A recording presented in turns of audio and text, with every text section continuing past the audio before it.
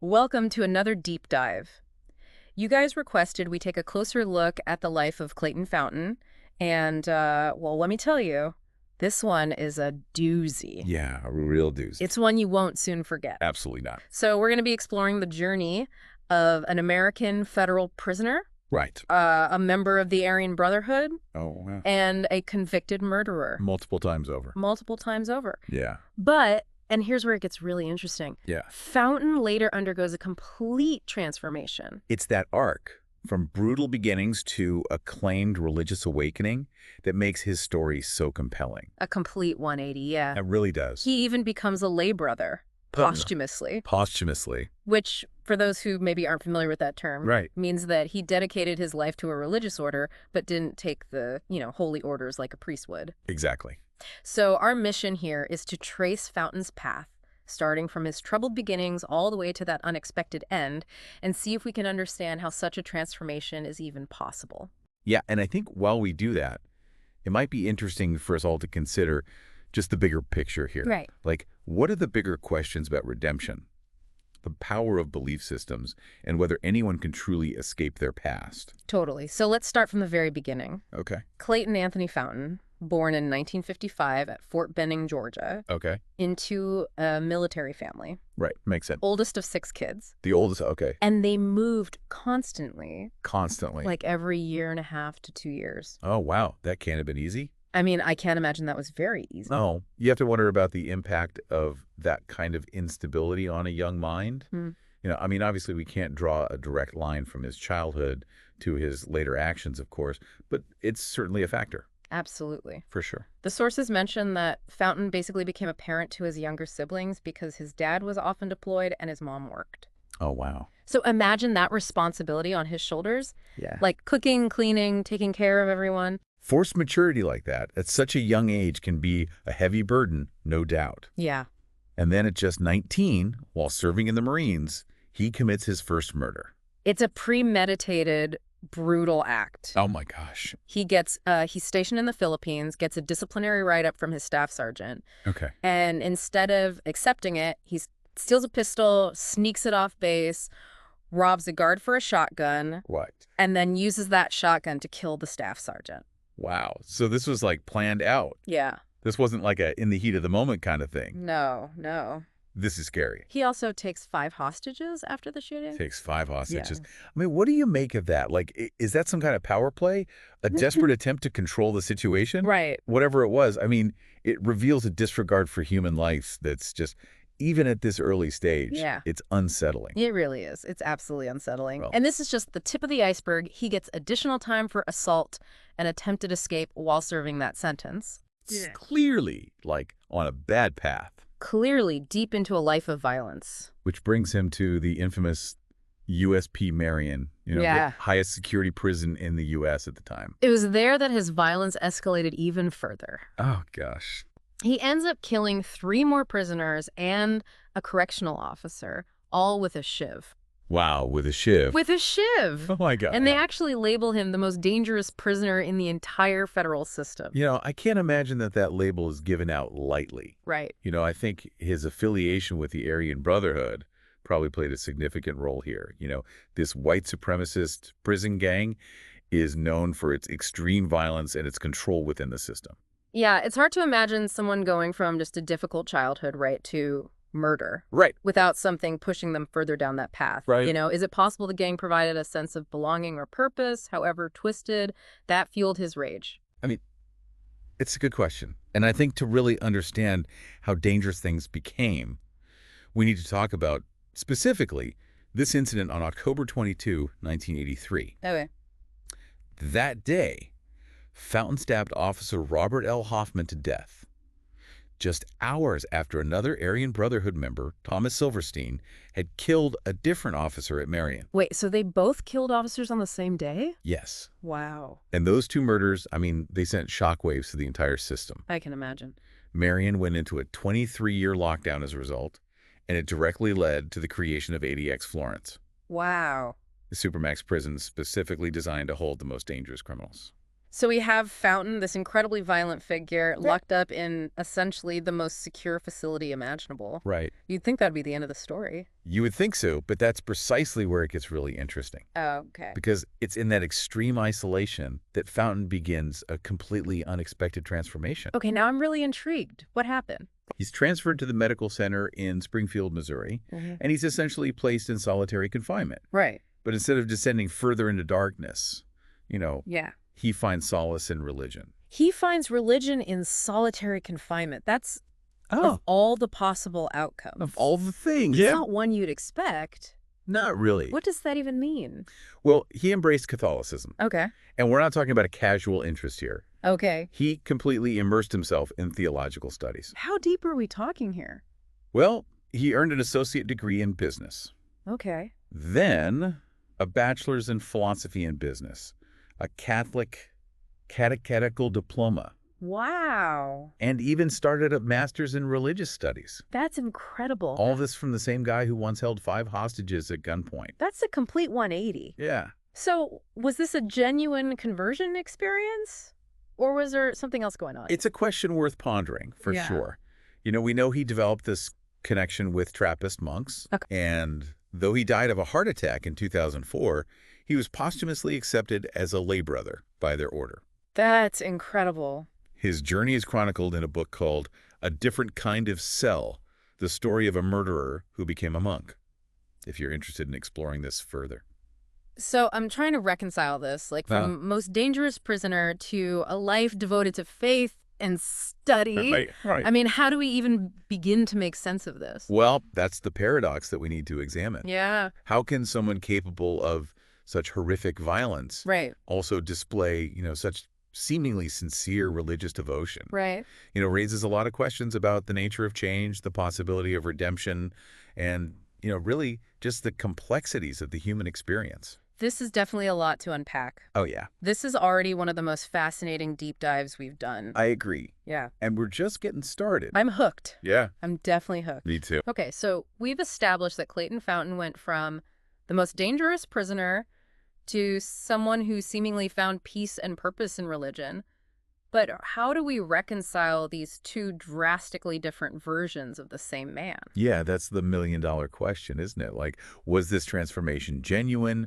Was it, a true testament to the power of faith, redemption? Right. Or was it all just a calculated act? Just a way to maybe make his life in prison a little bit more bearable? Yeah, it's really hard for me to imagine someone faking such a profound change, Right. especially when you consider the depth of his studies and his connection with those Trappist monks. I mean, you're right. The Trappist order is known for its strictness, its dedication to a life of prayer and contemplation, Right. So, I mean, their acceptance of Fountain as a lay brother, even though it was posthumous, does suggest that, that they saw genuine change in him. But then there's the brutal reality of his crime. Yeah. The victims and their families will forever bear the scars of his actions. So, can true redemption even exist when you've taken multiple lives? It's a tough question, and I don't think there's a simple answer to that. Yeah. We have to acknowledge the immense suffering that was caused by his crimes, even as we try to understand his later transformation. I'm struggling with this. Yeah. Like, on one hand, you have the brutal murders, the undeniable pain that he inflicted. Right. But then on the other hand, you have this man dedicating himself to learning, connecting with the monks, seeking a path to peace. Yeah, it's a complex situation that forces us to kind of confront these uncomfortable truths about human nature, Right. I mean, we like to think in terms of, good versus evil, black and That's white. right. But Clayton Fountain's story kind of shows us these gray areas, the complexities of a person who really kind of embodies both. So where does that leave us? Right. Like, are we supposed to believe he found genuine redemption, or was it all a carefully constructed facade? I mean, ultimately, we can't climb inside Clayton Fountain's mind. Right. And know for sure, right? We can analyze the facts, we can consider the different perspectives, but the truth of his inner transformation, I think, it's going to remain elusive. And perhaps that ambiguity is part of what makes his story so thought-provoking. You mentioned earlier that Fountain's story, while extraordinary, isn't entirely unique. Are there other cases of individuals committing terrible acts and then later finding solace in religion? There are. Yeah. And it is interesting to compare those cases to Fountain's. And While I think the scale of his violence, combined with the depth of his academic and religious pursuits, does make his case unique. Right. I think the underlying questions about redemption and change, I think they remain the same. Okay, so for the listener out there, Yeah. why should they care about this man's twisted tale? I think it's because it challenges us to think about forgiveness, both for others and ourselves. Like, can we forgive someone who has committed such heinous acts, even if they claim to have changed? Can they forgive themselves? And if so, what does that forgiveness look like? Those are heavy questions. They are. I think you're right. They are worth pondering. Yeah. But before we move on, I want to go back to something we touched upon earlier, the Aryan Brotherhood. Okay. You said they likely played a role in Fountain's escalating violence at USP Marion. Oh, absolutely. Yeah. And I think it's crucial to understand the context of this group. The Aryan Brotherhood, one of the most dangerous, influential prison gangs in the United States, Right. it operates on a foundation of white supremacy Yeah. and is notorious for his brutality. So I wouldn't be surprised if their ideology really contributed to his path. So how did Fountain become involved with them in the first place? Well, it's likely he was just drawn to the group's power and protection within, the harsh realities of prison life. Right. USP Marion, I mean, it was known for its harsh conditions. Of course. And aligning with a powerful gang like the Aryan Brotherhood Right. might have felt like the only way to survive. And their ideology, like their beliefs about race and violence, Yeah, it probably further fueled his existing rage and aggression. absolutely. It's almost like a self-fulfilling prophecy. Right. His violence reinforced their ideology. Right. And their ideology, in turn, justified his violence. Right. So, it creates this kind of vicious cycle that can be incredibly difficult to break free from. So even if we say, okay, we grant that Fountain's later religious conversion was genuine, Right. we can't ignore the role that the Aryan Brotherhood played in shaping his earlier actions. No, I think that's a good point. It's a chilling reminder of the dangers of extremist groups, particularly in the prison system. You're absolutely right. And I think it also highlights this potential for change, however improbable it may seem. Yeah. Perhaps that's the most enduring lesson of Clayton Fountain's story, Mhm. this capacity for change, even amidst the darkest of circumstances. We've covered a lot of ground here, tracing Clayton Fountain's path from a difficult childhood to horrific acts of violence, and then to his apparent transformation through religion. It's a wild story. It really is. It's a story filled with contradictions and complexities, and while we might never have all the answers, Right. I think it raises some incredibly important questions about the nature of good and evil, redemption, and the human condition. You've summed it up perfectly. I think we've, grappled with the complexities of his character, Yeah. the influence of the Aryan Brotherhood, the challenging questions surrounding redemption and forgiveness. Right. But there's one more piece of the puzzle I think we need to explore before we wrap up this deep dive. You're talking about Thomas Silverstein, Exactly. the other Aryan Brotherhood member we mentioned, Right. the one who also killed a correctional officer at Marion on that same day in 1983. Yes. Remember, Silverstein and Fountain were both involved in those murders of inmates Charles Stewart, Robert Chappelle, and Raymond Smith, right? Yeah. They were both convicted of manslaughter for Stewart's death. They both ended up at USP Marion. Right. And then on October 22nd, 1983, they both committed these horrific murders of correctional officers within hours of each other. It's incredible to think that two individuals, both members of the same violent gang, both committing such horrendous acts within the same prison walls, Right.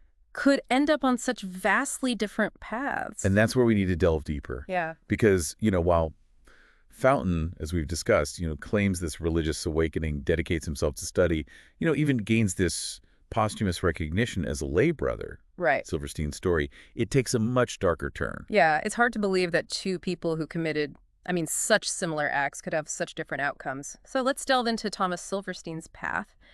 What happened to him after that fateful day at Marion? Well, unlike Fountain, Silverstein never expressed remorse for his crimes. Yeah, in fact, he seemed to kind of embrace his reputation as, one of those dangerous prisoners in America, and he continued down a path of just violence and hatred. You're saying that even through taking a life, his aggression didn't subside?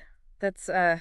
that's a terrifying thought. It is, and after the murder of Officer Merle Klutz, Silverstein was transferred to a series of increasingly restricted prisons, Wow. ultimately ending up at ADX Florence, Right.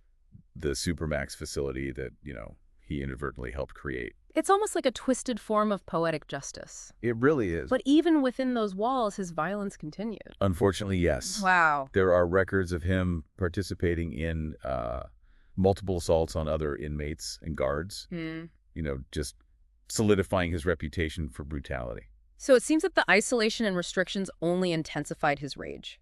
It seems that way, yeah. That's in such stark contrast to Fountain, who, in similar isolation, seemed to find a way to turn inward and focus on personal growth and reflection. Why do you think their responses were so different? It's a complex question. Right. And there's no easy answer. Of course. Perhaps it has to do with, their personalities, their inherent worldviews, maybe the support systems that they, did or didn't have access to. Yeah. Fountain, despite his past, seemed to find some source of hope in religion. Right. While Silverstein, just remained consumed by anger and hatred. It makes you wonder about the effectiveness of our prison system. Is it designed to punish, rehabilitate, or simply contain? Right. And in Silverstein's case, did it even succeed in containing him? I mean, he did spend the rest of his life in solitary confinement. Right. Locked away in a, specially designed cell that severely limited his contact with the outside world. But, I mean, his continued acts of violence within those confines, suggests that true containment, let alone rehabilitation, might not have been fully achieved. It's a chilling thought. It is. So, while Fountain seemingly found a path to internal peace, Silverstein remained trapped in a cycle of violence and isolation. It's almost Shakespearean, this contrast between their fates. It is a striking comparison and brings up this, I think, critical point. Sure.